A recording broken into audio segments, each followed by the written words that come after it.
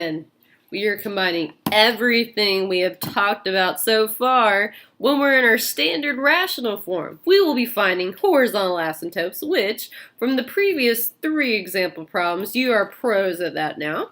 And then we'll be incorporating what we learned before the horizontal asymptotes, so how to find vertical asymptotes and our zeros.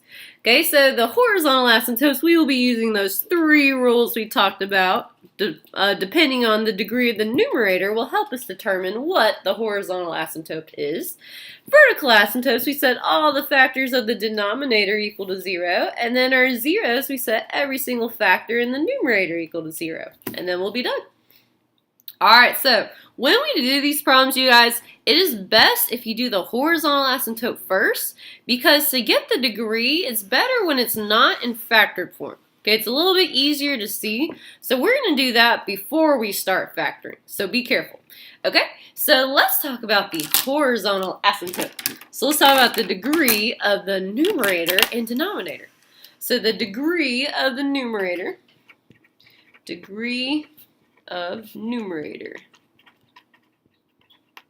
Alright, so the highest exponent I see in the numerator is a 2. So the degree of my numerator is 2, and then the degree of my denominator, so degree of denominator,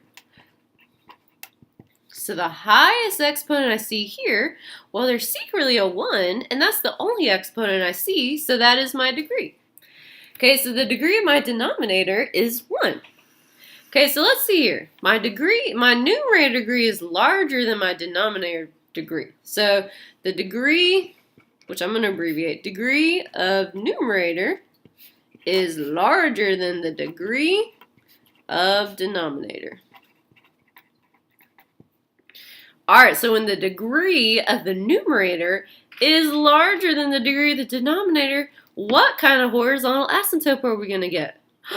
Oh no, this is the one where we don't get any. Oh no, this one's going to have no horizontal asymptote, which makes us sad because we like horizontal asymptotes.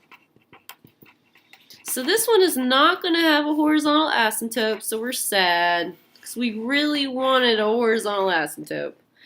Okay, so there will be no horizontal line that the graph gravitates toward. Just makes us sad. Might even have some tears shed because that's pretty sad. But anyway, so we wrapped up our horizontal asymptotes.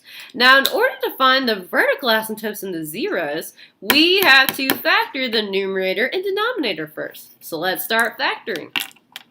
Alright, which the only one I can factor is my numerator, because that's the only one that has a degree higher than 2. And since I have 3 terms and a quadratic, guess which technique we're going to use? That's right, slide and divide. Yay! We love slide and divide. So we're going to factor x squared plus x minus 6, which remember, if we don't see a number in front of a variable, there's secretly a 1 hiding out. So keep that in mind. Alright, so we slide our a to our c. So 1 times negative 6 is negative 6. So we're finding 2 numbers that multiply to be our slide, which is our AC, and add to be our b, which is a 1.